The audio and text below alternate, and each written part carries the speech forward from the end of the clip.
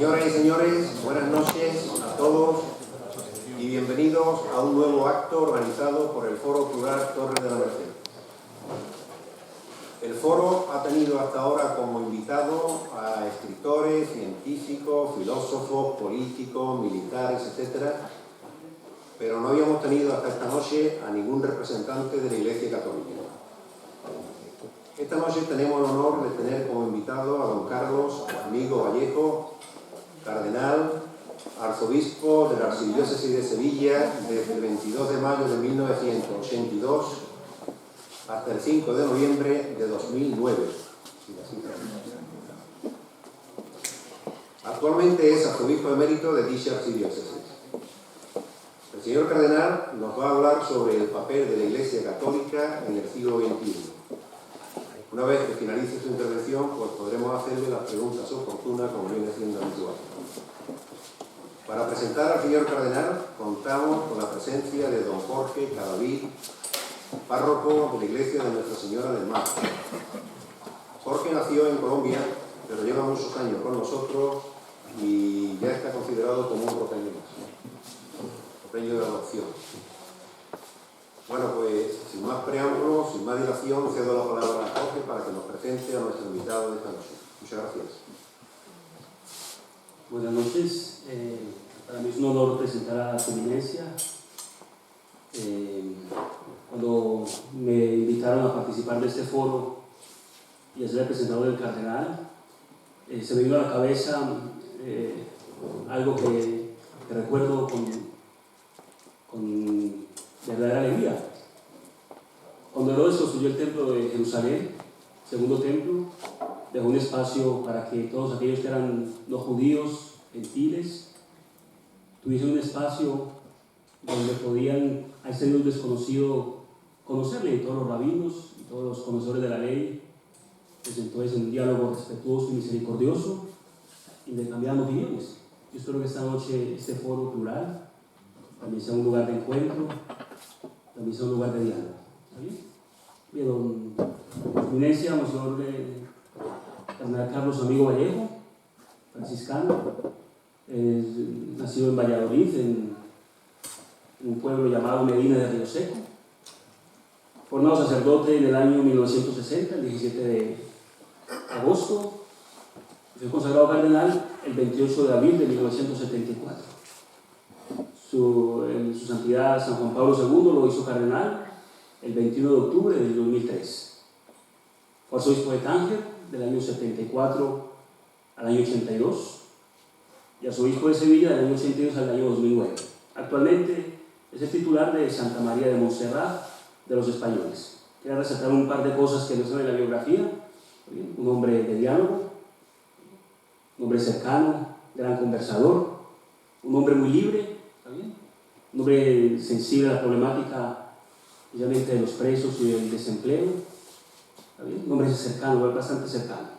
Licenciado en Filosofía por el Pontificio Ateneo Antoniano, licenciado en Teología por el Seminario Franciscano de Santiago de Compostela, licenciado en Psicología por la Universidad Central de Madrid.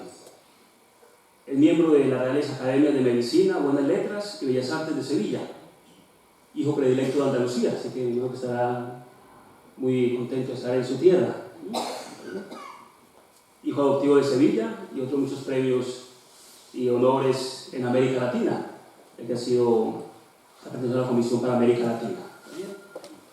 Publicaciones en revistas tiene 2, con sus colaboraciones, y ha escrito unos 28 libros. ¿Está bien? Así que yo espero que toda su sabiduría pues a todos nos ayude esta noche y nos sirva.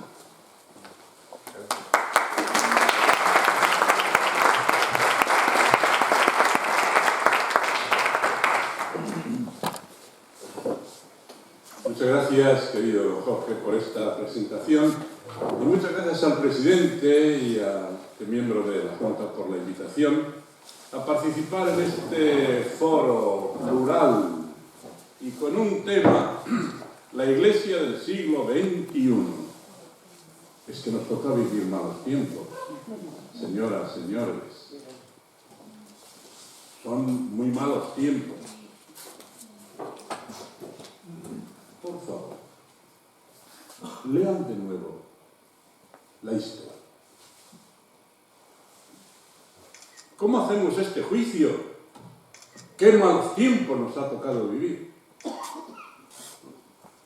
¿Seremos unos presumidos? ¿O seremos débiles y miedosos? Es que con estos tiempos que nos ha tocado vivir, en primer lugar son los tiempos que Dios nos ha dado. Y aquí es donde tenemos nosotros que comprometer nuestra existencia. Y por tanto, es verdad, aumentan los contagios, los egoísmos, la violencia, la caída de valores, y disminuyen las defensas. La enfermedad está servida. Porque en lugar de responder a estas amenazas con valentía, se conforma uno con criticar de tiempo, de personas, de situaciones y modos de vivir. Ya lo decía Santa Teresa de Jesús, son tiempos recios. Pues a tiempos recios, virtudes bien templadas. Pero sería absurdo que en tiempos recios pues no quisiéramos afrontar con verdad y con nobleza. ¿Qué asuntos son los que más preocupan a la sociedad en estos momentos? Si escuchamos al CIS, Centro de Investigaciones Sociológicas, nos dirán que, bueno, en España, el paro, la corrupción, la vida política, los problemas económicos, la cuestión regional, especialmente en Cataluña. Estos son los grandes problemas. O los grandes problemas son la paz en el mundo cada día más amenazada. O son los desequilibrios sociales, los refugiados y los inmigrantes, la contaminación. A la hora de poner en la balanza los criterios y los pesos y medidas, no sé si haremos que más grave es lo que nos puede emocionar que aquello que de verdad nos puede matar. En cuanto a la Iglesia, hay algunos asuntos de interés, pues interesa esto, pero no nos da la vida en ello, ¿eh? Son temas interesantes, actuales, que tenemos que tener conocimiento, pero atención, que no nos va la vida en ello. La vida de fe, la vida de comunión con la Iglesia, la unión con Cristo. Una cosa es que sea motivo de preocupación y otra cosa es que parece que nos estamos jugando la vida, pues porque el cura de esta parroquia ha cambiado la misa de las 9:30 a las 10:15. Nos van a quitar la fe. ¿Cómo vas a perder por tan poca cosa? Y otros son fundamentales. De interés, qué duda cabe. De interés. Y también un poco tanto de curiosidad, el matrimonio de los sacerdotes, el sacerdocio de la mujer, las propiedades y grandes riquezas de la Iglesia, los acuerdos entre España y la Santa Sede, la pederastia, las disensiones con el Papa Francisco. Al principio eran unas disensiones, diríamos, de modos y costumbres. El Papa que sale con zapatos negros, roto una tradición de siglos. Tienen que ser zapatos rojos y con hebillas. Y el Papa sale con zapatos negros. Porque en el Vaticano saben la altura que tenemos los obispos para preparar las sotanas, pero no saben lo que los cardenales llevamos dentro del zapato. Y uno tiene unos juanetes que le quitan la vida, y el otro. Y el Papa dijo, es que salgo con mis zapatos viejos o no puedo andar. Se los podían haber cambiado aquella misma tarde. Pero los himnos son como los yogures, que tienen fecha de caducidad. Hoy, zapatos negros. Mañana otra vez con los zapatos negros. Y al tercer día la gente se interesaba, no por los zapatos, sino por los pasos que iba dando el nuevo Papa en la Iglesia. Y no confundir, pues una cosa con la otra. Digo que son de interés, como tantas otras anécdotas les podría yo contar a ustedes. Pero hay temas fundamentales. Y el primero, Dios. Porque la gente se está acostumbrando a vivir como si Dios no existiera. Y entonces se desmoronan principios, conductas, compromisos. Este es el gran problema. Porque además este sí que atañe a la misma existencia de la Iglesia. La indiferencia y el relativismo, aquí da igual. Una cosa como, hablando con el Papa Francisco, nos conocemos hace muchos años, hablando de estos temas, y ustedes tienen aquí el himno del relativismo y la indiferencia. No sé cómo se llaman estos, da lo mismo ser un truán que un señor, hay una especie de tango por ahí, no sé por qué, ¿no? Es la indiferencia, aquí da lo mismo todo. Ser un mandante que un hombre raro.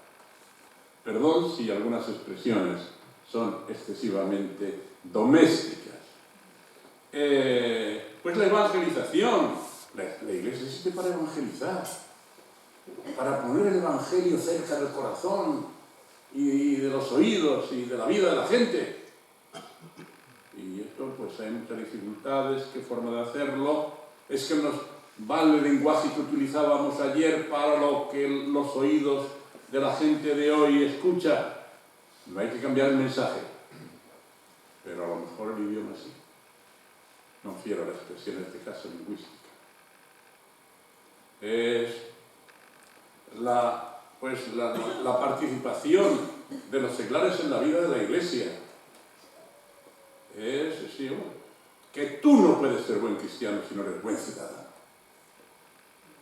Lo decía San Juan Bosco, y muchos de ustedes han estudiado dentro de esas, que tú no puedes ser buen cristiano si no eres buen ciudadano. Y vives en el mundo, no, que los políticos se ocupen. Tú tienes un compromiso político. Yo no me meto aquí en colores de esto o lo demás.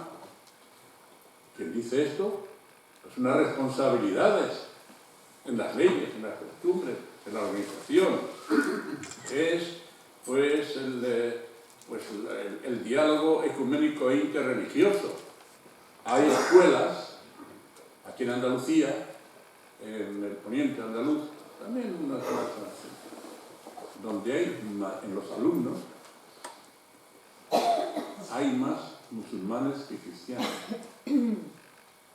Y con todo el derecho, los padres musulmanes, sus hijos son ya españoles, porque han nacido aquí. Tienen todo el derecho a exigir que sus hijos reciban la religión que ellos profesan. Todo esto es nuevo. Todo esto son ya no un capricho de un grupo religioso, sino el reconocimiento de unos derechos fundamentales de la familia, de la persona, de la educación. Son situaciones no ideales que tenemos aquí a la puerta de casa. es la cuestión de los jóvenes. Pues yo no sé, esto de los jóvenes. Claro, el mundo va mal, ¿cómo lo ven? Porque en la familia los que quieren mandar son los jóvenes, dijo Platón 500 años antes de Jesucristo en el Diálogo de República. O sea que el tema viene de lejos. ¿Será un problema? ¿O es una aceptación? Tenemos la cuestión de la enseñanza, el matrimonio y la familia. La familia lo más querido, quien recibe más agresividades.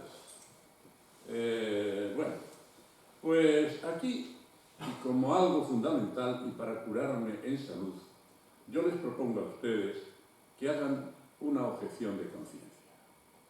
La objeción de conciencia estuvo mucho de moda en cuestión del servicio militar sustitutorio, es que yo por objeción de conciencia no puedo utilizar las armas. Esto repugna completamente a mi condición de cristiano o de persona, bueno, que hacía objeción de conciencia. Muchas veces era objeción de conveniencia, pero de género. Pero aquí tenemos que hacer una objeción de conciencia contra toda la desesperanza. Se dice que la esperanza es la vida de la vida, y el que no tiene esperanza ha tirado la toalla, está muerto. No quiere luchar. Y hay que hacer una objeción de conciencia. Por responsabilidad. Pues interesa hoy la Iglesia. Bueno, pues en todos los medios de comunicación, por una cosa o por otra, aquí estamos por ver salir. ¿Qué actitudes ante esta Iglesia del siglo XXI? Pues, en primer lugar, ni victimismos ni perseguidos. Parece como que estuviéramos siempre en el lamento continuo. Ay, lo que critican a la Iglesia, ay, que no sé qué, ay, que lo demás y todo lo demás. No. Por un poco de dignidad y de vergüenza, ¿verdad? No podemos ser unas víctimas. Nosotros no tenemos ninguna vocación de víctimas, sino de testigos. De mártires. Y que se hay que dar la vida. Pues como lo haces tú cuando llevaste a tu hija al médico y te dijo que tenía cáncer y que en 2 meses ibas a verla bajar la tumba. Y fuiste a la iglesia y le pediste al Señor que ese dolor te le diera, pero que se salvara tu hija, porque la vida de tu hija vale más que la tuya. Por supuesto que no es teoría. Es decir, que es, bueno, ni victimismos ni perseguidos, pero sí responsables. Y hasta la vida. Si esta es una sociedad secularizada y competitiva, pues no debe adivinar conjuras contra la Iglesia. Dice, bueno, usted es un iluso, usted no sabe por dónde anda, ¿verdad? Ve que ahí todo el mundo está conjurando allí, que todo el mundo está pendiente de mí, que no somos tan... como que no podemos ni ir a la calle hoy por estas cosas. No. Pero si la Iglesia es una conciencia crítica de la sociedad, que no espere que le pongan alfombras rojas por donde pasa. Porque si tú tienes que ser, me refiero a la Iglesia desde siempre, ¿no? Desde el Santo Padre del Papa hasta el que ha sido bautizado pues esta tarde aquí en la Iglesia que tenemos aquí. Todos. Y si la Iglesia tiene que anunciar el mensaje, tiene que defender la justicia, la paz, denuncia del mal. ¿Qué te crees tú? ¿Que todo el mundo te va a aplaudir? Pero esta es la exigencia, la responsabilidad, no quejarte del mal, sino tratar de vencer. Y después, Si hay una presencia pública de la Iglesia, pues habrá una crítica pública. Tú das una opinión. Pues soy una persona pública, ¿no? De la Iglesia. Das una opinión, bueno, de la vida política, todo esto, mucho más. Y al día siguiente, pues recibes 10 cartas, 5. Hay que ver, pero qué listo es usted. Y otras 5 dicen, hay que ver qué mamarracho es usted. Pues si eres una persona pública, tienes que aceptar y encima no enfadar. Y en la Iglesia igual. Nada de víctimas. Si estamos en este mundo y tenemos que ser conciencia crítica con nuestra misma conducta moral, por ejemplo, tú todavía seguir casando. Si tú defiendes la familia y todo lo que está en torno a la familia, ¿qué te crees tú? Que todo el mundo va a decir, pues guana, ¿no? Por tanto, huir de la autoflagelación, del síndrome de Jonás, que se creía siempre perseguido por todos, ¿no? Y evitando dogmatismos y fundamentalismos. Pues, dialogar con todos. Pero una cosa, el diálogo no significa claudicación. Significa abrirse al conocimiento de los demás. Si hubiera que un logotipo del diálogo, tendría que ser una persona con la boca muy pequeña, muy pequeña, muy pequeña, y con los oídos muy grandes, muy grandes, muy grandes. Es escuchar, es meterse en la piel del otro. El diálogo, y sobre todo el diálogo de la vida. A las 5 de la tarde, pero no se trata de este tema. Las 5 de la tarde. Y están allí la madre musulmana y la madre cristiana que van a buscar a sus niños a la escuela. Que estarán allí. El primer día, hola, hola. El segundo día, pues, hoy qué niño más guapo tienes. Hoy tu niña, qué cara de ternura tiene. Al día siguiente, pues preguntan, ¿y tú de dónde eres? Le pregunta la madre cristiana a la madre musulmana. Y la musulmana se echa a llorar. ¿Pero qué te pasa, Fatima? ¿Por qué lloras? Es que me acuerdo de mi madre, que está en el Sudán, y hace tanto tiempo que no puedo ver.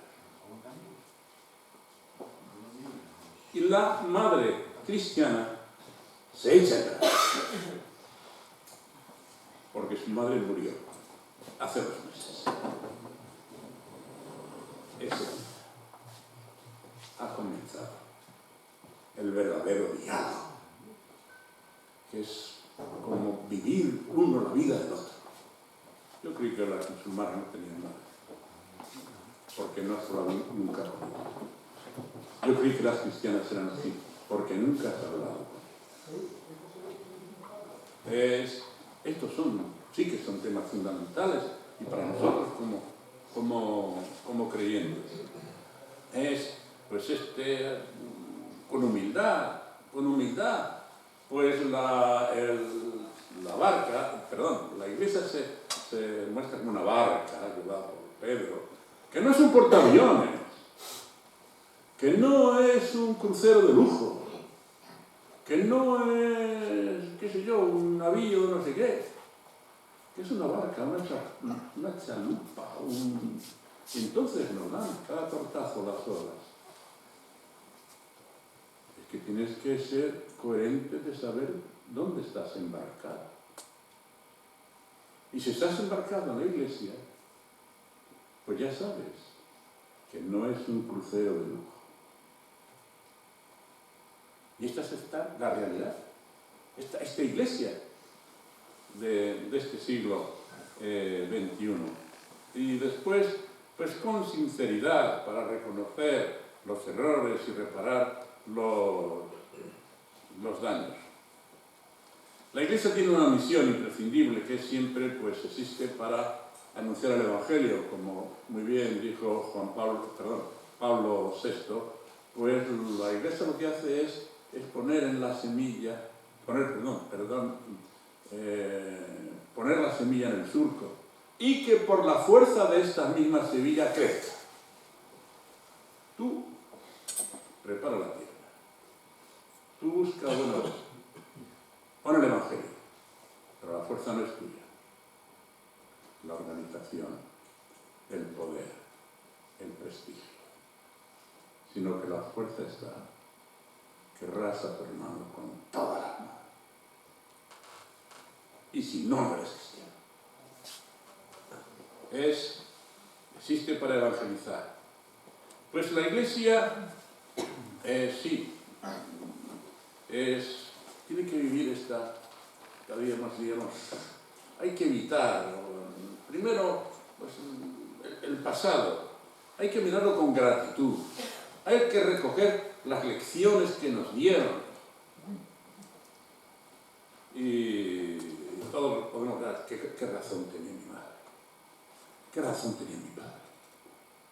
Es la herencia de vida, porque entonces la vida de tu padre está en ti. Pues mirar con gratitud el pasado y agradecerlo, pero no mirar al pasado con nostalgia. Aquello sí que era esto, aquello sí que era tal, aquello sí que era cual, porque la nostalgia lo único que produce es tristeza y nada más, totalmente inoperante. Y cuanto respecto al futuro,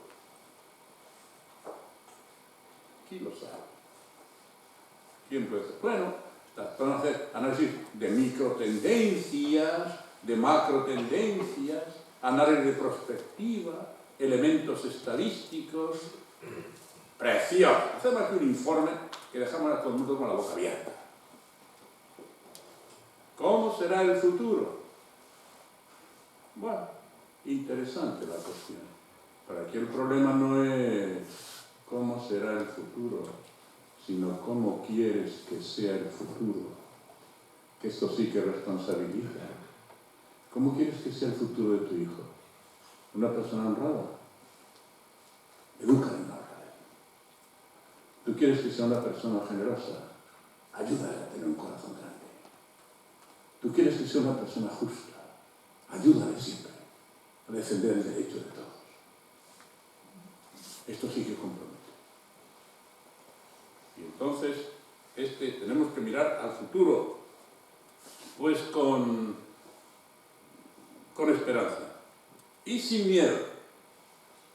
¡Ay, cómo será el futuro! Porque el miedo, porque el miedo lo único que hace crecer es la pereza. Como los tiempos son recios, pues bueno, pues nada, comamos y bebamos y que no vengan más que los que estamos. Y siempre esta iglesia, ¿no? Decimos, bueno, y el presente, el presente, pues, digamos, con entusiasmo, comprometido. No pensar que estamos solos, que hay, pues, ¿quién? Pues muchas personas que te quieren,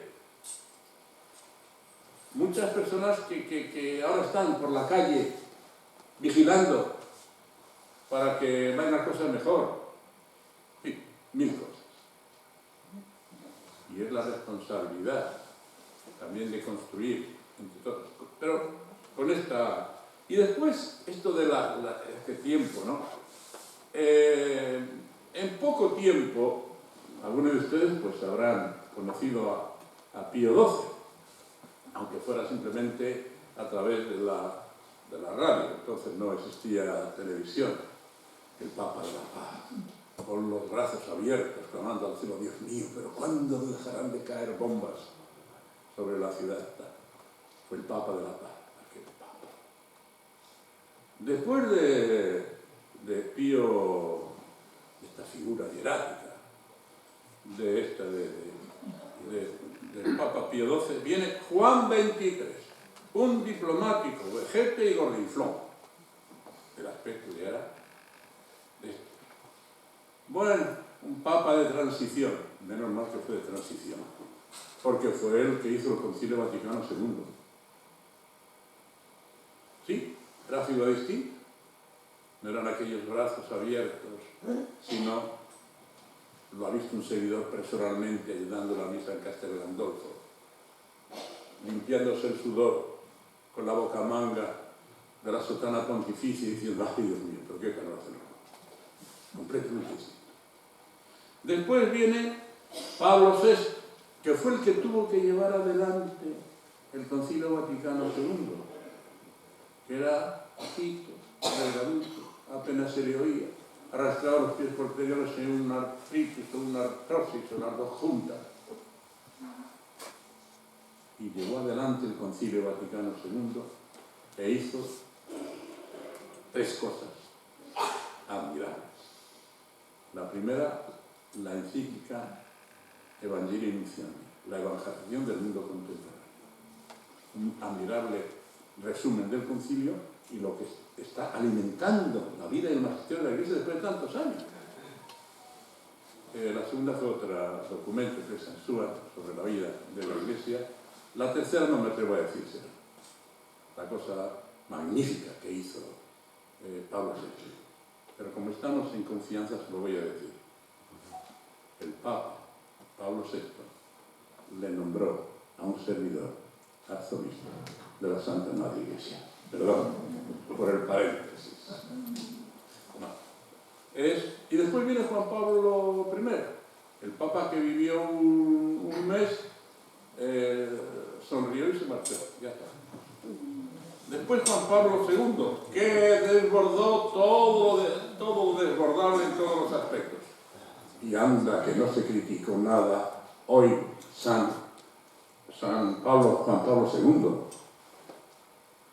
Bueno, a Pablo VI se quemó su efigie en Brescia, que era el pueblo donde él había nacido, la ciudad. Creemos que ha sido una vida de rosita después. Bueno. Después viene Benedicto XVI. Después el Papa, el exuberante, ¿no? Pues vino Benedicto XVI, lo digo con todo el cariño, saludaba así. Y los días de fiesta, así. De gestos insignificantes, de acciones increíblemente ciertas, certeras. ¿Quién fue el primero que se reunió con las víctimas de la pederastia en Colonia, en la Jornada Mundial de la Juventud? Benedicto XVI. ¿Quién fue el que metió a su secretario en la cárcel por filtrarle documentos? Bueno, como digo, hermano Pablo, está aquí mi secretario, llega una cosa, se hace fotocopia y pasa al protocolo.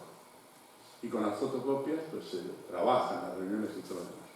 Mira, haz 6 para el consejo y hace 7 y una se la da a la prensa.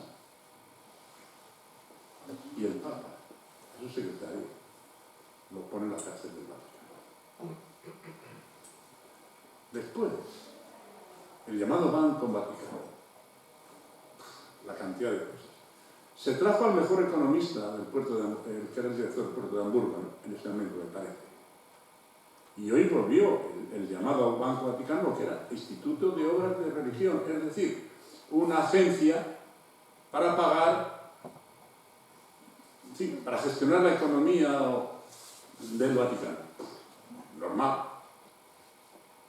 Y este fue Benedicto XVI. ¿Y que hizo también una cosa tan admirable? Un día yo no puedo llevar adecuadamente este misterio del papado que me habéis encomendado. Que sabio y que santo. Yo no puedo llevar adecuadamente. Y tenemos el Papa Francisco. ¿Se han fijado ustedes que aquí hay una continuidad en la diversidad? Nuestro maestro de la fe, el príncipe de los apóstoles, etc. Y con una diversidad en las cosas, estructuras humanos? Pues por una razón, de que Dios siempre llega puntual, ni antes ni después. Y a la Iglesia contemporánea le ha dado en cada momento el Papa que en ese momento necesitaba la Iglesia. Ayer se llamó Pío XII, hoy se llama Francisco. Perdón, ayer y hoy y siempre se llama Jesucristo, que encarga a su Iglesia al Príncipe de los Apóstoles. Y esta Iglesia del siglo XXI, pues tenemos que huir de varias cosas, ¿no? En primer lugar, el hombre de hoy no necesita un discurso moral, sino necesita una regla de vida, pero una regla vivida por una persona, es decir, Jesucristo vivo y presente. Es decir, bueno, Cristo dice, no juzgues y no serás juzgado. Pues yo digo, piensa mal y acertarás. Cristo dice, a quien te hiera una mejilla pone también la otra. Y decía un compañero mío, se terminaron las mejillas, no, 70 veces sí. Pero ¿quién marca la vida? Una persona. Y esta es la persona de la que será la Iglesia del siglo XXI, o simplemente no será Iglesia, porque es lo esencial. Y tenemos que tener dos posicionamientos de los que hay que huir. Una cosa es, diríamos, una euforia triunfalista, nada, aquí no pasa nada, optimismo, entusiasmo, no. Pero tampoco la disforia, que está a desagusto, una disforia angustiosa, desesperada, encontrarse a gusto con todo, una especie de depresión sin razón ni motivo de esto. Pues claro que hay problemas.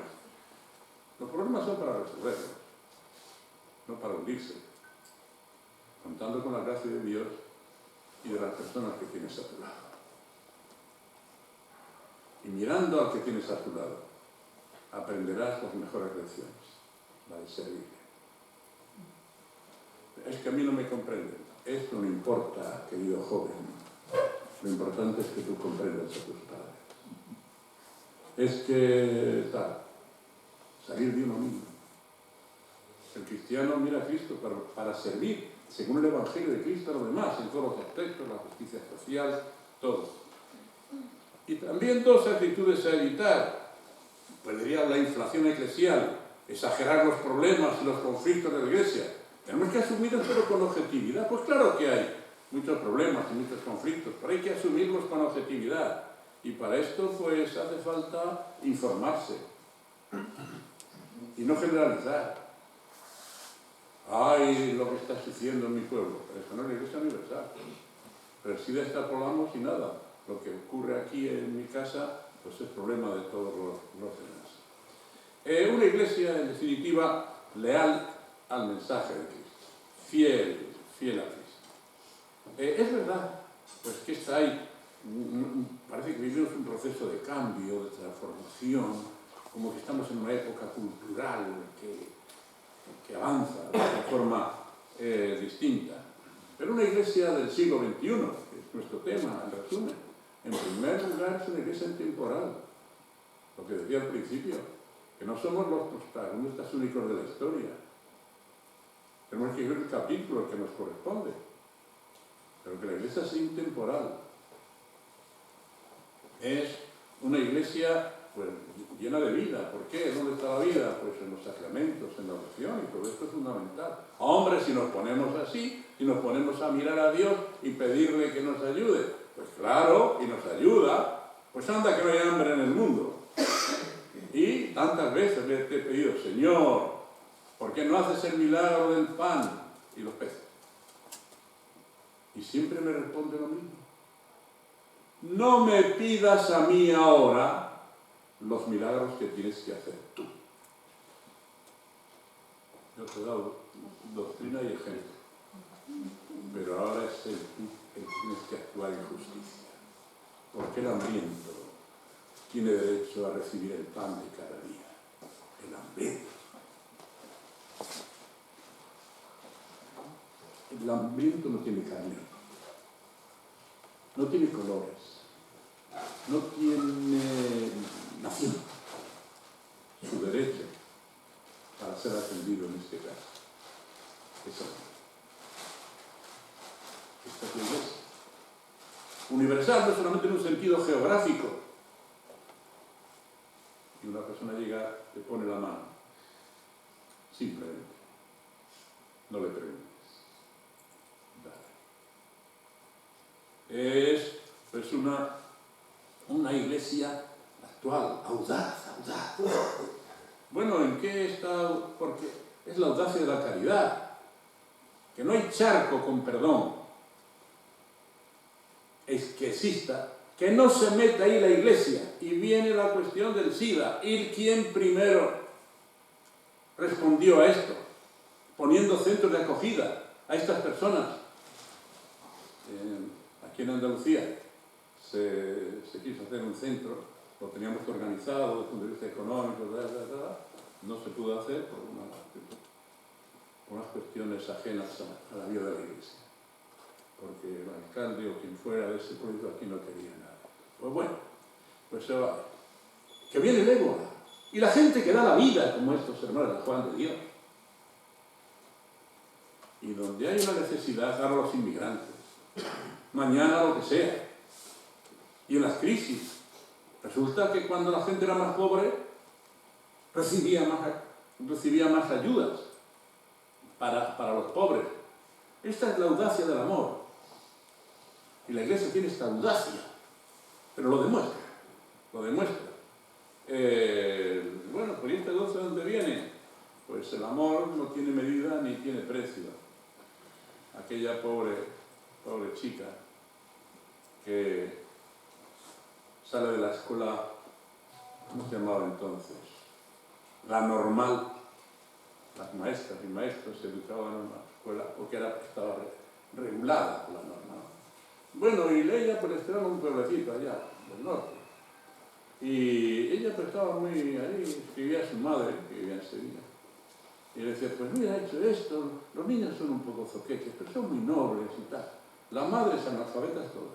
Pero mira, cuando vienen y tal, estoy dando escribir y leer, y bueno, pues son muy atentas y tal. Bueno, los hombres, ¿qué? Pero estoy haciendo para ella.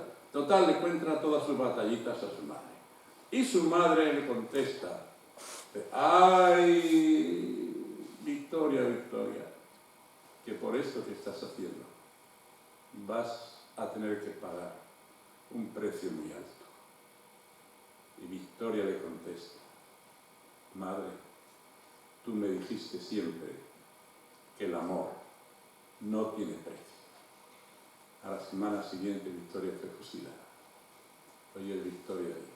Gran falso y superado, tiran el legalismo, y caen en el legalismo. ¿Permanecerá la Iglesia de Jesucristo en el futuro? ¿Cómo será la Iglesia del siglo XXI? Pues la Iglesia del siglo XXI será la Iglesia fiel a Jesucristo, o simplemente no será la Iglesia católica. Muchas gracias.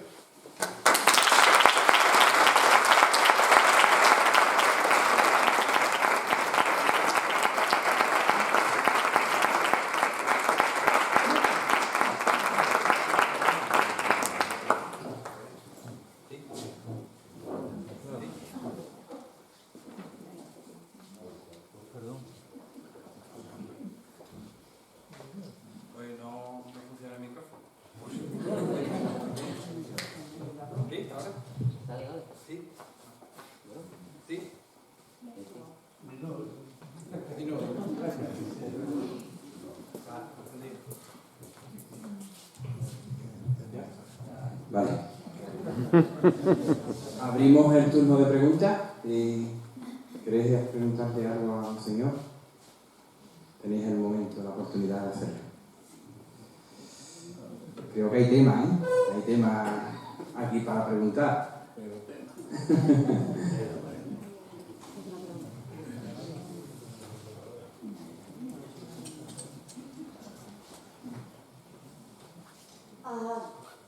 Gracias por escucharme y por escuchar mi pregunta ante todo. ¿Cuál es el verdadero objetivo del siglo XXI en la Iglesia? Porque he escuchado el pasado, pero muy poquito del auténtico futuro, o de cómo la Iglesia se enfrenta a las grandes dificultades que hay, como en las migraciones globales que se están produciendo y las muertes del Mediterráneo. Escucho muy poco la Iglesia hablar de todas esas grandes,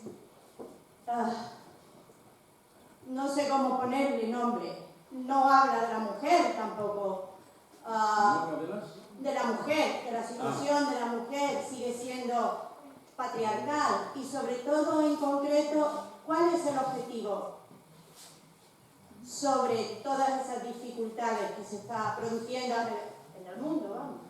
Dice Gracias. usted que he hablado muy poco del futuro. Nada. Pues, ¿perdón? Dice usted que he hablado poco del futuro. No, yo le pregunto. Ya. Quizá Pero yo yo no digo, lo haya es que no he entendido. hablado nada del futuro. Solamente he dicho que el futuro depende de nuestro trabajo. Dios nos echará una mano. Pero ahora el que tiene que avanzar eres tú.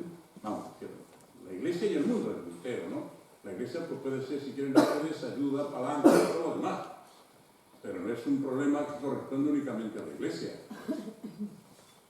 ¿A cuántos inmigrantes y refugiados atiende actualmente la Iglesia en España, en el mundo? Demasiado.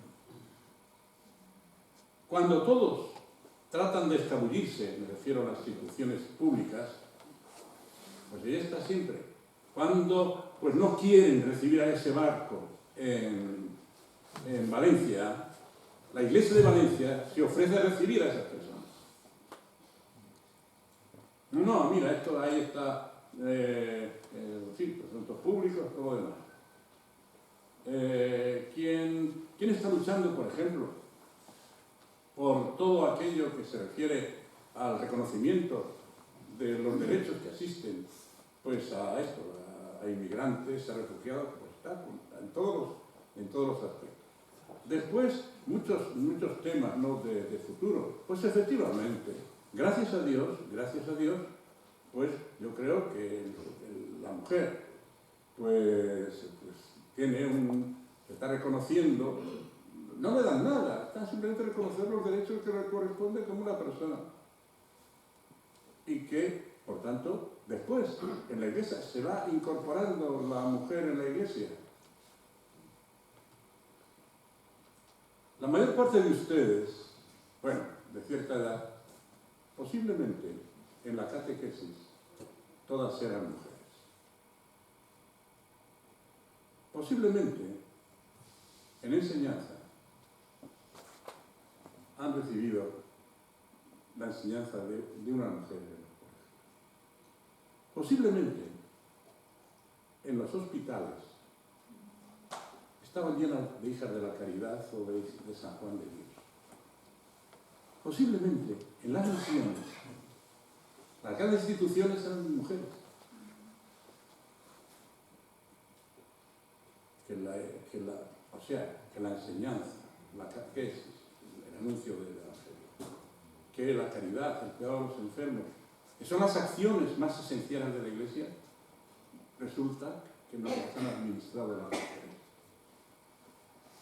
Decir que la Iglesia ha marginado a la mujer necesitaría mucha reflexión. Después, pues hace mucho tiempo, la delegación diocesana de la familia, eso es matrimonio. La delegación de enseñanza es una mujer médica. Yo me refiero a cosas que, pues lo tenía en Sevilla y en otros sitios igual. Quien estaba responsable, bueno, una serie de cosas, ¿no?, de Justicia y Paz, por ejemplo. La delegada nacional de Justicia y Paz es una mujer. Pues estupendamente. No, que va. Está presente. En el Vaticano actualmente, pues hay en algunas congregaciones pues que también están presentes mujeres sin cargos de mucha responsabilidad. ¿Y por qué no? ¿Se habló alguna vez? Bueno, ¿y por qué no hay pues mujeres cardenales? Pues no lo sé. Con lo bien que se está de cardenal. Pero me refiero que lo que no se puede decir es que la mujer se haya desatendido en la Iglesia. Y si avanzamos un poco más en un principio teológico fundamental y esencial, que es para nosotros la fe, los varones, solamente los varones, tenemos que ir ahora mismo, corriendo a la puerta del cielo con una pancarta para protestar ante Dios Todopoderoso. Porque los varones hemos sido marginados, humillados, olvidados, excluidos y callados. Porque cuando Dios quiso hacer la obra más grande que se ha hecho, la encarnación del Verbo, a quien pidió consentimiento fue a una mujer. Y esta es nuestra fe. Digamos, el género femenino nunca ha sido más exaltado que en una mujer, la Virgen María. Ahora le salió tan bien que cómo vamos a protestar. Pero el cristiano vive de la fe. La fe naturalmente no supone evasión, ni mucho menos, sino compromiso, pero compromiso muy grande. ¿Alguna? Muchas gracias por la pregunta. Gracias a usted. Que tenía su tela, ¿eh? Muchas gracias. Hola, bueno. Mire, yo quería plantearle, usted ha dicho la temporalidad de la Iglesia. Y yo discrepo totalmente, considero que la Iglesia tiene que estar de acuerdo a los tiempos y a los signos de los tiempos y dar respuesta al hombre de hoy, como usted ha dicho, el hombre actual. Porque la Iglesia tenemos un camino y una esperanza, incluso nos plantea al final si será o no será. La Iglesia será, porque Jesús nos lo dice. O sea, el Espíritu Santo está sobre su Iglesia y perdurará, a pesar de la naturaleza humana que tenemos y nuestros pecados. Confío en ellos, porque el gran proyecto que Él tiene para nosotros, para esta sociedad, es el reino, y el reino se tiene que hacer realidad, que cuenta con nosotros. Quizá cuando se habla de la Iglesia metemos a todo el mundo dentro, pero quizá mi crítica va sobre la jerarquía. La jerarquía, hay una Iglesia que realmente está en la calle, está ahí luchando día a día, en las iglesias, en las misiones, en el mundo, pero hay una jerarquía que está arriba y que toma unas decisiones que verdaderamente no comparto. Porque no da respuesta a lo que dije antes, al hombre de hoy, a los signos de los tiempos. Independientemente del pecado, de la pedrastia, del tratamiento sobre la mujer, no nos podemos conformar solamente porque seamos tantas catequistas y tantas mujeres. El papel de la mujer... Me refiero que a nosotros nos educaron catequistas mujeres. Bueno, Sí. Bueno, yo simplemente plantear eso, ¿no? Que quizá la jerarquía hoy no da respuesta al hombre de hoy, a los grandes problemas que tenemos y empalmo con ella quizá, ¿no? De que esperamos una iglesia que responda más a lo que hoy se está viviendo. Pues nada, la respuesta es muy fácil, pues que la jerarquía abra los ojos, escuche y vea lo que tiene alrededor. Pero si hay un misionero en el Congo, hay un obispo que está matándose para llevar ayuda a ese misionero.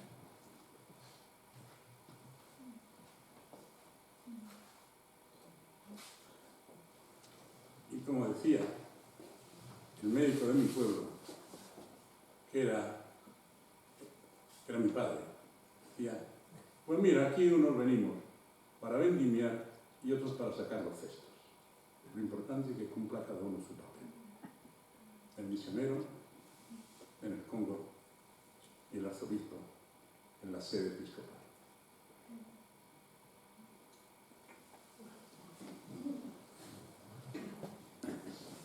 mi opinión, que no es un dogma. De todas formas, sí que decía, cuando una persona tiene un cargo público, pues tiene que aceptar la crítica pública y tantas cosas pues, que le ayudan a uno.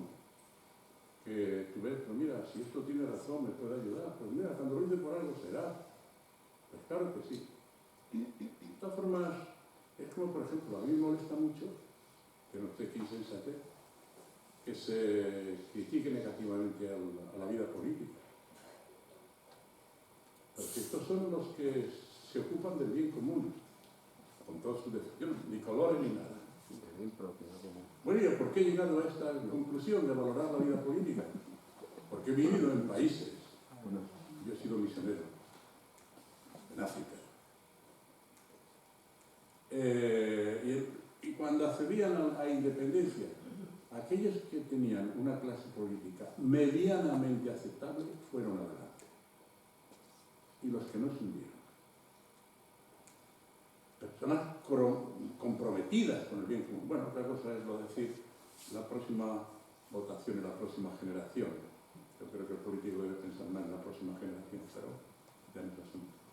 Me refiero que pues, en la estructura de la Iglesia necesitamos de todo. De todo. Unos son la cara, si se quiere, visible, y otras son pues, las personas que están ayudando allí, pues al párroco, allí, visitando a los enfermos por la mañana, mientras él tiene que estar organizando el archivo parroquial. Pero pues, todos somos necesarios y útiles. ¿Otra pregunta? Sí, yo quería preguntar una cosa muy concreta. Yo estoy observando que otras iglesias cristianas, no católicas, que han modernizado un poco sus instituciones, consintiendo la exención del celibato a sus pastores. Yo pregunto, ¿cuál es la postura actual del Papa Francisco y de toda la jerarquía católica con respecto al celibato o no celibato de los? No ha cambiado nada. ¿Y por qué? ¿Y por qué? Pues, bueno, la tradición de la Iglesia es esta, ¿no? Y, pues, o no se ha visto esta necesidad. Bueno, es que si hay iglesias, como usted decía, que se pueden casar o se casan los sacerdotes. Me parece que en cambio, si dentro, por ejemplo, en el anglicanismo hay también religiosos, estos, aunque sean sacerdotes, no porque tienen el voto distinto. Bueno, pero no es por utilidad. Mira, es que así habría más vocaciones. Ellos tienen mucho más problemas de vocaciones que nosotros y pueden casarse. No estar aquí el problema. Porque es así. Pues esto, no sé. El destaco del Papa, sí que ha visto cómo están estudiando la nueva disciplina sobre el diaconado y cosas de estas, ¿no? No es que yo tenga ninguna razón para ello, ni ninguna cosa especial. Quizá alguna vez se habló, y en encuentros estos ecuménicos y muchas cosas, la ordenación de hombres casados. De hombres que llevan una vida matrimonial, digna, estas cosas, y que podrían ser pues, ministros de la Iglesia. Estas son, diríamos, cosas que se reflexionan y todo lo demás. Es decir, actualmente el Santo Padre no ha cambiado nada la disciplina sobre la cuestión del sacerdote católico. Una pregunta, pero no estoy seguro. Creo que he leído que la Iglesia ha aceptado a sacerdotes anglicanos que se separaron de la Iglesia anglicana ya casados debido a la admisión de mujeres en las altas esferas de la Iglesia anglicana. Y pues que, no sé si fue... Y que esos sacerdotes casados ya han pasado a formar parte de la Iglesia católica, con la familia completa. Pues esto me parece que fue el Papa Pío IX o Pío XI, no sé, el que primero recibió a unos sacerdotes anglicanos. El Papa Francisco lo ha hecho también. Es decir, que en esto no es nuevo. Que sí, y esto pues está aceptado el Papa así. Sacerdotes casados, ¿verdad? Perfecto, ¿no? Pero es cierto que esta doctrina, no sé si fue Pío IX o Pío XI, bueno, es lo mismo para el caso, ¿no? De un grupo de sacerdotes anglicanos que se hicieron pasar a la Iglesia Católica y les afectó a estos, pues sí, casados.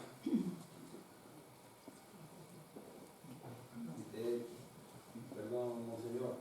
Quería decir, bueno, yo tengo una idea sobre la citación de la Iglesia que comparte mucha gente en cuanto que se supone que es bastante machista. ¿Por qué?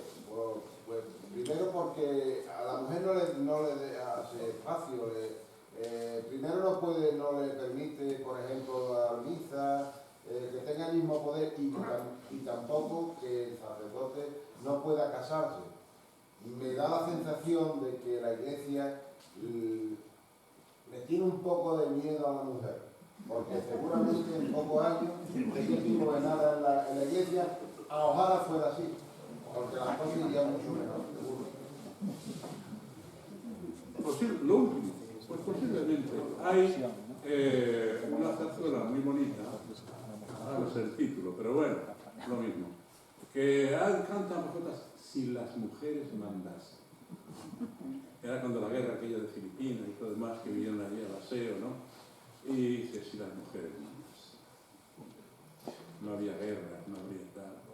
Como que tiene otros sentimientos, no es un enriquecimiento. De esto habló mucho el Papa Juan Pablo II, Mulieres Dignitate, en una encíclica sobre la mujer. Diciendo toda la aportación que ha hecho la Iglesia y que puede hacer la mujer. Y mira, pues si hay pecado de machismo, pues procurar cuanto antes convertirse. Ahora, por ejemplo, la Universidad Pontificia de Salamanca, la rectora es una mujer. La Universidad Antoniana de Roma, la rectora es una religiosa. La Universidad Católica de Ávila, estas son católicas, pero son instituciones totalmente reconocidas para los títulos y todo lo demás, es una señora también. Esto se ve, esto era insólito. Bueno, pues lo hacen, pues, en muchas cosas, pues lo harán, y en otras cosas, pero lo que sí hay en la mujer, como hay más motivación, como, no sé, tiene como, es más, como que está más actual, no sé si decir actual, no, como que tiene una sensibilidad. Entrega de premios en las universidades del CEU, universidades de la Iglesia o... Bueno, siempre es al final del curso se hace la entrega de los premios a esto. Y nadie se lo concedieron a una chica de Sevilla.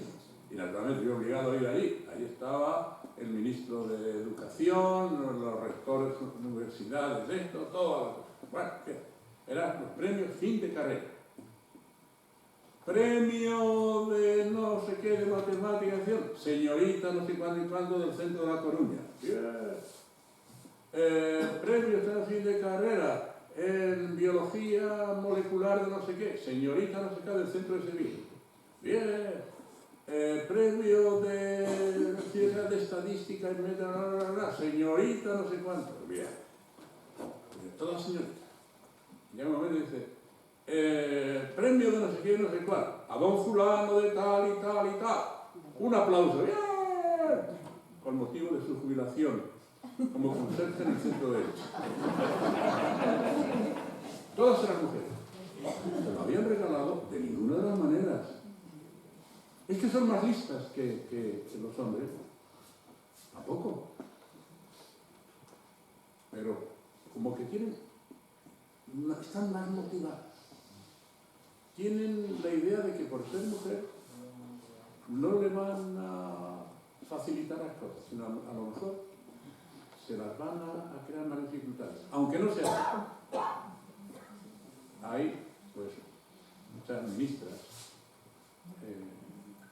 Yo lo de la proporcionalidad ya tengo yo creo que hay que poner apte aptis, como decía el derecho romano, a cada uno al mejor preparado para el puesto que se requiera.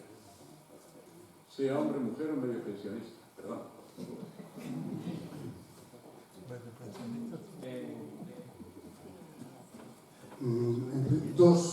felicitaciones, una por la conferencia y otra por los vinos que hace en Medina, porque yo estuve en la Academia Militar de Valladolid y el vino es bueno allí, efectivamente. Mi pregunta es la siguiente. Yo no soy católico y soy de ascendencia judía, entonces yo, en los años 60, cuando iba al colegio, tuve algún episodio desagradable. No lo digo como crítica, sino como para ejemplarizar lo que le voy a preguntar.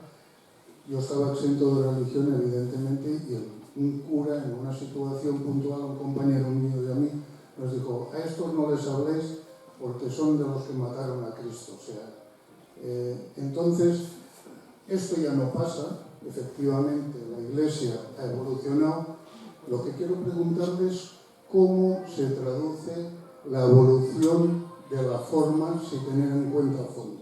Es decir, si se practica el cristianismo, ¿cuál es la interpretación en una época de alinearse con el régimen, luego pasar al cura rojo, ahora al cura que ayuda a los emigrantes, y en el día de mañana, en el siglo XXI, yo creo que la exposición ha sido clara? O sea, yo estoy de acuerdo que si la Iglesia tiene como fundamento a Jesucristo, ese debe ser el punto y la piedra angular, pero las formas han ido evolucionando mucho, con lo que no se sostiene mucho la contundencia en cuanto a las creencias de la Iglesia.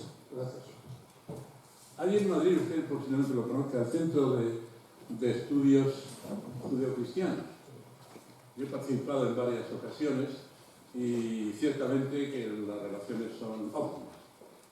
Nos escuchamos unos a otros, que esto es muy importante, y ha cambiado completamente, ¿no? Pues el judío pues, es como varias veces el Papa ha dicho, son nuestros hermanos mayores en la fe. Y Jesucristo era judío. Y la Santísima Virgen María era judía. Es decir, que estamos, bueno, vinculaciones, y sobre todo tenemos una parte de la revelación común a judíos y cristianos. Y desde luego, pues, en fin, todos estos lenguajes, todas estas cosas, pues están fuera ya de esto. Lo que en el diálogo, el gran problema es el desconocimiento. La mayor parte de eso, los que los musulmanes y judíos, nunca han hablado sinceramente con un cristiano, no sé, de a pie, ¿no? Estos grandes niveles. Y entonces cuando se conoce, se dialoga con la persona, se le escucha, se trata de aprender de lo que él tiene, pues este es el camino. El camino puede ser largo, pero es el más eficaz. El diálogo de la vida, esto no lo cambia nada. Es el diálogo indiscutible. Eso que decía de las señoras hablando allí de sus hijos al salir de la escuela. Bueno, y el último capítulo que me olvidé. Después de estas cosas, y el último día empiezan ya a hablar, que no tienen tanta confianza, de sus maridos. Y cada una le pone verde su respectivo cónyuge. Ese día se ha afianzado el diálogo. Porque uno comparte su vida, sus preocupaciones o lo que sea. Así que usted estuvo en Valladolid. Bueno, los vinos son excelentes, los de Valladolid capital sí, pero sobre todo de un pueblo que se llama Medina de Ríos. Mi abuelo era profesor de la Academia Militar de Valladolid.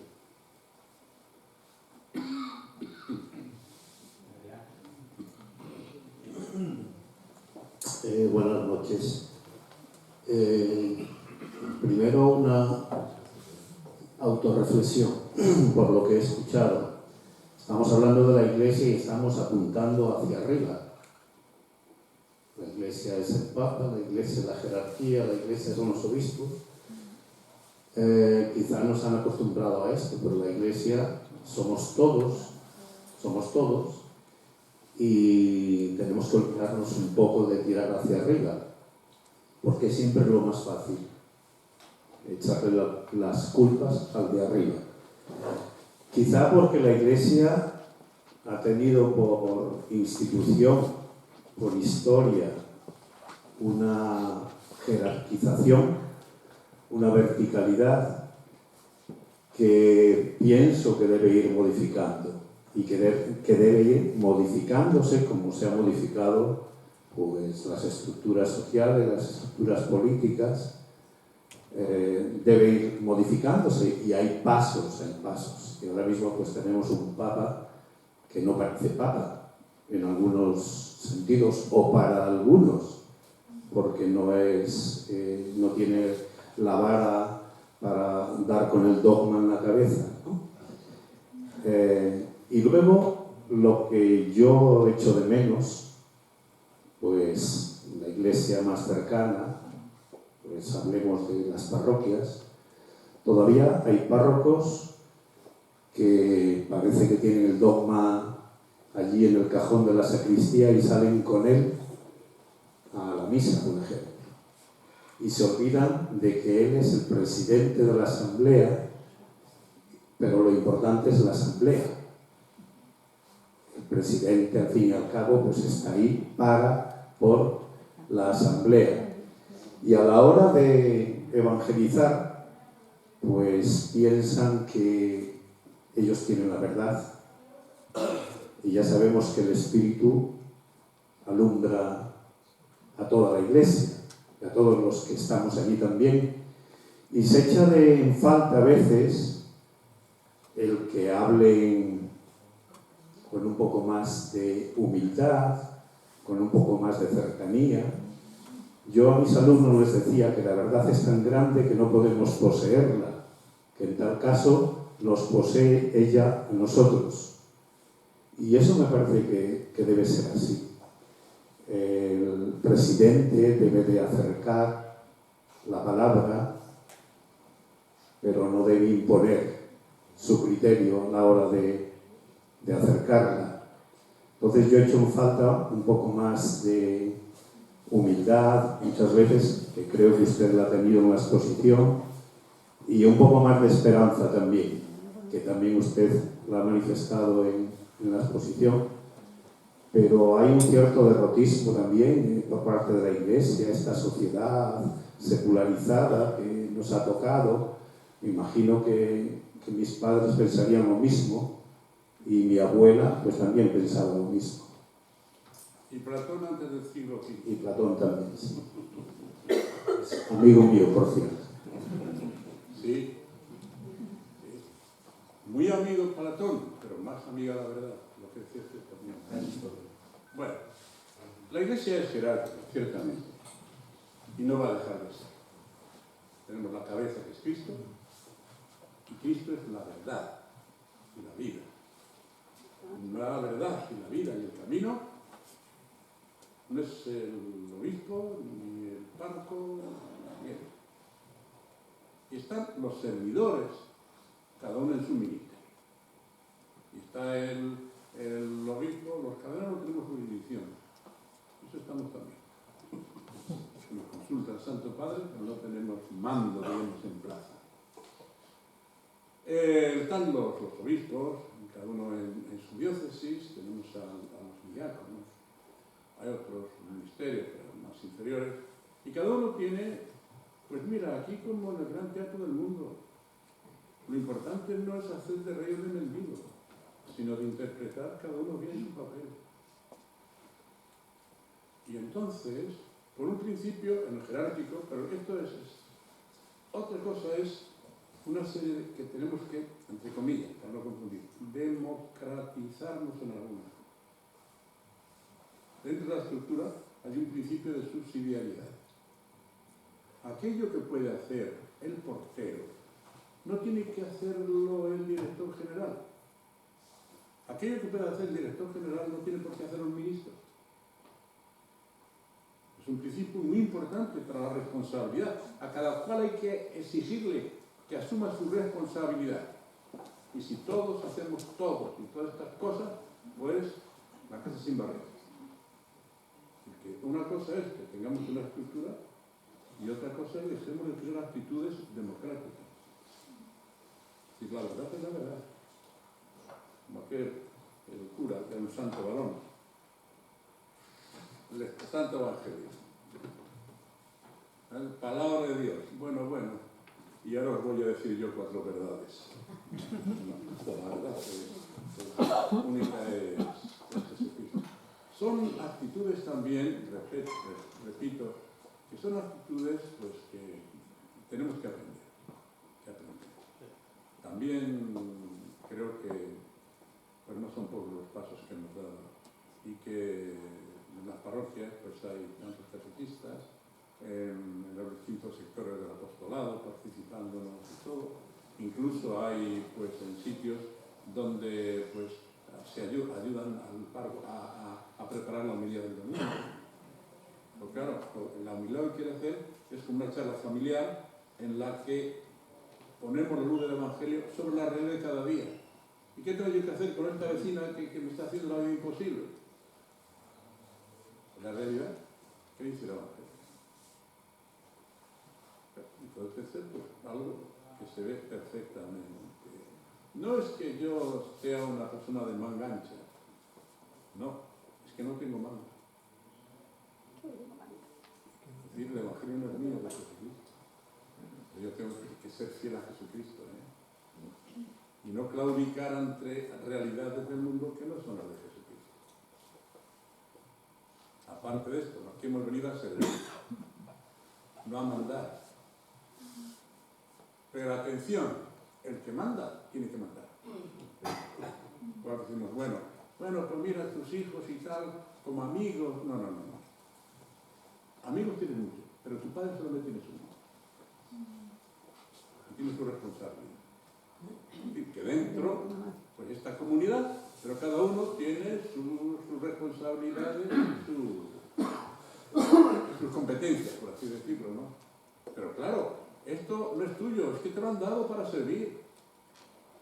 Y tú serás muy mal obispo si no ejercieras tu ministerio y mandar cuando hay que mandar. Porque para eso te han puesto aquí, para ayudar a los demás. Yo he hecho un voto de obediencia. Tengo que obedecer al superior, claro que sí. En lo que está establecido según las constituciones que yo soy franciscano, como saben ustedes. Ahora, el superior, que llamamos guardián nosotros, pero es porque era el ángel guardiano, el ángel custodio, ¿no? No es el carcelero, sino el que cuida. Yo he hecho un voto de obediencia, es decir, que tengo el derecho a un hermano mayor que me ayude a ser santo. Y si tiene que corregirme, que me corrija. Pero es mi derecho. Yo tengo derecho a que me castiguen si me porto mal. ¿Sí? No es que me tenga el derecho el superior. Otra cosa es la disciplina canónica, etc. ¿No? Y todo esto hay mucha vida dentro de esta estructura, ¿no? Que no solamente es para organizarlo, que es necesario para arreglar la fachada de la casa, hace falta los andamios. Pero una vez que se ha arreglado la fachada, hay que quitarles, porque si no la fean. No te dejan ver lo bonito que está. Y por eso hay que tener también. Hay unos principios canónicos que uno no se aplica mucho. Uno es la costumbre cede, que es la consueta. Y otra cosa, que es la falta de costumbre, pues obliga a procederlo. Sí, efectivamente las señoras tenían que ir a la iglesia con velo. Aquí no se ha quitado a nadie a suprimir esa norma, simplemente la costumbre, pues pero bueno, también las costumbres de ir, pues esto, ¿no? Pues fíjense ustedes, hace un siglo sale una con la mano, sin medias en la iglesia, sería un escándalo. Es decir, las señoras van con pantalones y no pasa nada, vamos a hacer. Y entonces muchas de estas son estructuras, pues sí, como escamas que han quedado ahí, que hay que irlo raspando un poco, de cuando en cuando. Pues son lastres, pero que no tienen ya ninguna vigencia, ninguna actualidad. Antes los hijos llamaban a sus padres de usted. Ahora le llaman Manolo. Bueno, no pasa nada. Lo importante es que sea tu padre que quieras con todo. Hola, buenas noches. Así aquí. Yo lo que quería hacerle una pregunta, ¿no? En primer lugar, yo estoy un poco ya, no voy a decir cansada, pero no sé, yo he escuchado ya demasiadas veces eso de que por qué no se puede permitir casarse a los sacerdotes y todo esto. Para mí, no lo sé, yo no lo veo como una cuestión primordial, de que el sacerdote se ha casado o no. Cuando se acepta unas reglas, se acepta con todas sus consecuencias. Y si una persona acepta no es una profesión, ¿no? Pero que yo me pongo a hablar, cuando me pongo en público a hablar, me pongo nerviosa, pero cuando se acepta cualquier profesión o cualquier, no sé, se acepta con todas sus consecuencias, es lo que me refiero. Entonces, no le veo esa importancia. Lo que sí veo importante es esa falta por lo menos que yo he escuchado, esa falta de voluntad de que haya personas que quieran hacerse sacerdotes, de vocación, esa falta de vocación, que no me sale. Que como me pongo nerviosa, no, lo siento, discúlpenme por eso, ¿no? Esa falta de vocación, sobre todo en Europa, porque en Sudamérica, pues así, en esos países no se da esa falta de vocación como se está dando en Europa. Se ha estudiado por qué esa falta de vocación se debe. Yo no creo que simplemente sea alguien sacerdote en ese caso, no, tiene que haber razones de más peso. Sí, desde luego, en primer lugar, lo que usted ha dicho, bueno, si tú buscas este lugar, tienes que aceptar lo que exige llegar a este lugar.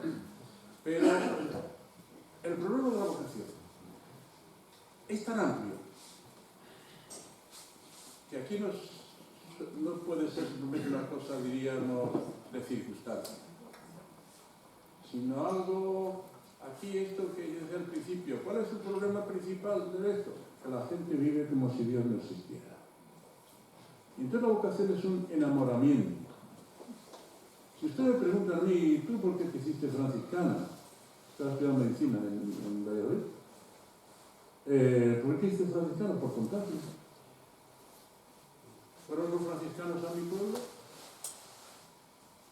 Vi a una persona muy sencilla, que se contentaban con todo, que se les notaba alegres. Y yo me voy con esta gente. Es un enamoramiento. Dios, ¿y por qué lo han visto 20 y tú has sido el que te has movido a esto? Pues porque Dios toca a cada uno cuando quiere y donde quiere y como quiere. Y entonces, después también intervienen mucho los elementos culturales, mucho. Porque aquí hay, pues, algo muy unido siempre, que es la fe, la familia y la cultura. Me han preguntado un montón de veces, se dice que aquí, en Andalucía, hables de lo que hables, siempre llegarás al final hablando de cofradías. Pues yo, para no ser excepción, estoy de un pueblo de Valladolid, pero con 28 años viviendo en Sevilla, pues hay estos elementos culturales. Y entonces, por ejemplo, hubo un momento en que había ser ingeniero, entonces. Un día pues ya importante como otras profesiones, ¿no? Y entonces hay unos elementos culturales que entonces como que hay una devaluación.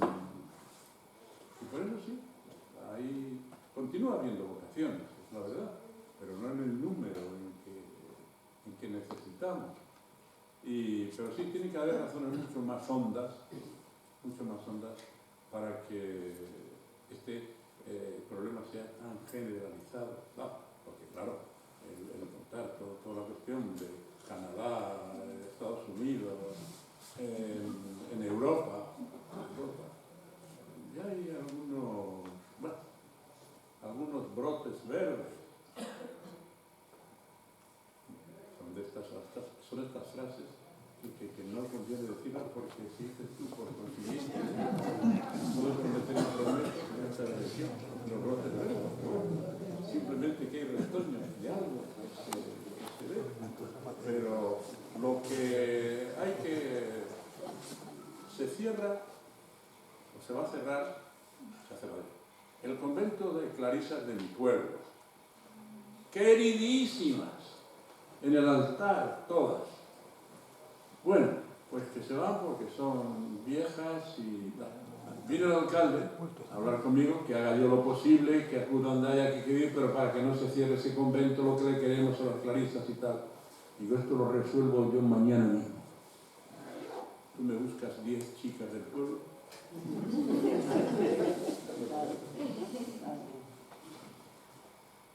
Bueno, porque yo no recuerdo haber visto a ninguna clarisa que haya nacido en mi pueblo, en ese convento. O sea que somos parásitos que vivimos del trabajo de los otros, ¿no? Que se sacrifique la otra familia. Y te dice una hija, quiero hacerse monja. Pues, ¿dónde? Si quieres hacer sacerdote, pues ¿dónde vas tú? Y entonces esto, claro, estas cosas para el servicio de la Iglesia.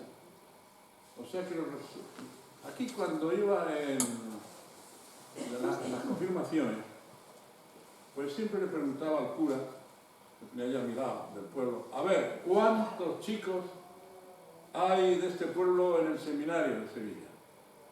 De sobra sabía yo lo que había. No hay ninguno, hombre. Lo tenía que decir con mucho cariño para que no se ofenda a la gente. O sea que vosotros sois una parroquia parásita. Vivís del esfuerzo de promoción vocacional que están haciendo en otras parroquias, habría que hacerlo con muchísimo cariño. Pero decir las cosas, esto es un trabajo que nos corresponde a todos.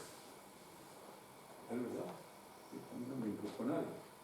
Me empujó la simpatía que despertaron en mí esas personas.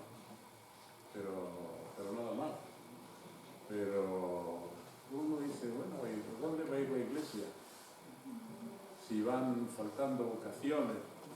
Bueno, el dueño de la Iglesia se ocupará de atenderla, metiendo nosotros también entusiasmo en todo. Monseñor, con este gobierno que amenaza con quitar la religión como asignatura optativa, ¿qué puede hacer la Iglesia? No, ¿qué pueden hacer ustedes que son los padres de los hijos? Tienen que defender sus derechos. Estos no son los derechos de la Iglesia, son los derechos de los padres respecto a la educación de sus hijos. La Iglesia puede apoyar, orientar en los acuerdos establecidos. Tenía yo varias cosas, digo, por si me hablan de esto, está muy bien, sobre las propiedades de la Iglesia y sus títulos de propiedad, que no están, se registraron en el año hace poco tiempo. Oye, pero es que el registro de la propiedad no es del siglo XIII, es de hace de ayer por atrás. Es decir, hay documentos que cuando ha habido que hacerlo se ha hecho. ¿Sí? Después había lo del catastro y lo del registro, que aquí figuraba iglesia parroquial. Y nadie ha discutido que esto desde el siglo XIII era la iglesia parroquial. Bueno, muchas gracias, pero no nos lo han preguntado, pues muy bien. Bueno, estos son otros temas que así. Pero este es tema de la enseñanza. Hay unos acuerdos del año 79, 4 acuerdos, uno de patrimonio y cultura, otro de atención a las Fuerzas Armadas, otro de enseñanza, otro de temas jurídicos. Bueno, hay siempre dicen, denunciar esos acuerdos y tal, hay que denunciar lo demás. La ONU reconoce 200 estados reconocidos en la ONU. La Iglesia tiene relaciones diplomáticas con 109. Es decir, excepto 10. Y cada día se agrega uno. Ahora el primero que hay han empezado negociaciones con China. Bueno, vamos a ser los distintos del mundo mundial. Pues es natural que estas relaciones para establecer los acuerdos que ayuden a la ciudadanía. Que estos no son privilegios de la Iglesia. Es que la Iglesia pues tiene que ayudar a que la gente defienda sus derechos. Y el derecho de la enseñanza, pero aquí podemos tener una ayudita, no sé cómo decir. Aquí está un hermano judío. Bueno, hay muchos niños judíos que han nacido aquí, que son ciudadanos, y ocurrentemente por los musulmanes. Y entonces, a ver, sí, si de una vez nos damos cuenta de que somos algo más que aquello que tenemos dentro de nuestras ideologías. Que los derechos no se otorgan, se reconocen. Se reconoce el derecho a la educación, el derecho a la salud, el derecho a la vivienda, el derecho al trabajo. Son los fundamentales que llamamos derechos humanos. Pero hay una serie de derechos que no están escritos. Tú tienes derecho a que tu padre te quiera con toda el alma. Tú tienes derecho a que tu hijo te quiera. Me refiero. Y esto es algo tan esencial en la vida, que aunque no estén escritos, no están escritos en piedra, pero están escritos en el corazón del hombre. Y entonces hay esto que decimos, que este es un tema, efectivamente, que la Iglesia tiene que ayudar, orientar, pero que son los católicos, en este caso, los padres católicos, los que tienen que defender. Eso decía de la vida pública, de la vida pública. Lo que ocurre es decir, todos sabemos, pues no quiere quedar mal de lo que sea, ¿no? Pero sí, creo que este es un tema fundamental de la familia, sobre todo. Buenas noches. Quería hacer una pregunta. Antes usted ha hecho una reflexión sobre que la Iglesia del siglo XXI será si mantiene ese mensaje cristiano, ¿no? de amor fraterno, pero la realidad de los últimos tiempos nos indica que la izquierda, los grupos, los movimientos de izquierda progresistas se han ido de la Iglesia, y posiblemente para no volver. Me gustaría que hiciera una reflexión al respecto, ¿no? Esa contradicción, ¿no? De ese mensaje, pero sin los grupos sociales que están en esa línea.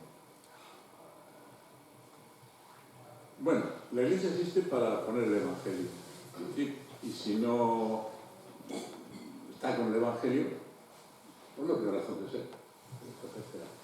Respecto a los grupos de sí, pues muchas veces se fueron porque nunca estuvieron dentro. Ha habido muchísima gente muy honesta y que han después, en cuanto les pusieron en este cargo, dejaron de ir a misa. Y cuando iban a misa no se santiguaban ni se arrodillaban. Pero bueno, no, estos son... Pero una realidad, ¿no? Sí, esta es la realidad. Esta es la realidad. Y entonces se fueron porque no estaban. Muchos fueron conscientes de lo demás. Y están, por ejemplo, los ¿cómo se llama? Católicos por el socialismo, por ejemplo. Y dentro de la vida política, siempre, sí, lo que no puede aceptar un católico es aquello que está en contra del Evangelio. Después vivir de una forma o de otra. Bueno, nosotros una vez con una de estas mesas redondas, cada uno por su justicia. Bueno, pues mira, yo soy católico, apostólico y romano y del Atlético de Madrid. Pero no del presidente del Atlético de Madrid. ¿Qué queda? Claro. Lo del Atlético de Madrid es verdad. Sigan ustedes que... Pues, y entonces ha habido eso. En aquel momento, todos tenemos aquí una historia reciente, que la convulsión, diríamos, de la transición y de los años, un poco de esto, nos sirve de modelo lo que de bien se hizo, pero no el querer mantener unas huellas de algo que no tiene vida. Entonces, pues hay estructuras, por ejemplo, a un joven le hablas tú de cómo, de la iglesia institucional, ¿no? Esto suena a lenguaje que no estas cosas, ¿no? No, y cada momento tiene su lenguaje, su historia. Eso de la cultura cristiana también que influye muchísimo, ¿no? Y ha habido personas de gran prestigio, yo he conocido, y bueno, como todos, gente a lo mejor de izquierdas, porque son un modelo de vida familiar. ¿Por qué no? Pues estupendamente, vamos. Creo que una vez, como una señora que era comunista, no será de la jerarquía, y pues en un tema que tenía que actuar el ayuntamiento, pues tema de cosas de la iglesia, cultural que se iba a hacer, pues consultamos antes de presentarlo, esta la del Partido Comunista entonces, pues dijeron que ellos en cosas de iglesia se abstenían. Estaban de acuerdo, es una cosa muy buena y tal, pero que en cosas de iglesia se abstenían. Y bueno, salió aquello y fue por unanimidad. Era un proyecto de restauración de la parte de la catedral. Y en la inauguración, que estaba también, mire usted esto, la verdad es que me ha agradado mucho esto. Sabía que iba a salir porque estaban de acuerdo, pero por disciplina de partido. Digo, qué pena que usted sea militante comunista. Sería una militante de Acción Católica. Pena. Usted nos conocía estupendamente. Vamos a quedar cada uno en su sitio y trabajar juntos por el bien de los demás. Porque aquí no estamos para mirarnos unos a otros, sino para mirar juntos a la gente a la que tenemos que servir. Y cada uno servirle pues, con la pala que Dios le ha puesto en la mano.